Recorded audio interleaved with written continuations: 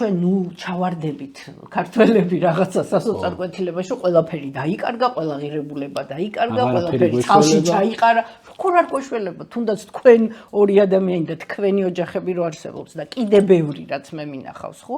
ეს არის ყველაფრის მომავლის საწინდარი. ასე რომ ჩვენ კარგად გვაქვს საქმე, იმიტომ ჯერ კიდე ოჯახი არსებობს და ეს არის აი აუღებელი ციხესიმაგრე. ამას არაფერი არ მოერევა, იმიტომ ის ღირებულებები, ის ფასეულობები, რაც უნდა მიიღოს ბავშვმა ოჯახში, იმას მე აღარაფერი არ ისეთ ადამიანს ვერ მოერევა ვერაფერი, იმიტომ რომ თავარი არის მაინც დედა და მამა. რა ღირებულებებს, რა ფასეულობებს სწავლობს ბავშვი ოჯახში. კი იმას ემატება სკოლა, რა თქმა უნდა, ეს ყველაფერი საზოგადოება, მაგრამ საფუძველი, საძირკველი, რაზეც მე პიროვნება შენდება, მაინც არის ოჯახი და ეს ჯერ კიდე ჩვენ გვაქვს და ეს არის ძალიან კარგი. ასეთ რაღაცებს რატომ ეტირება?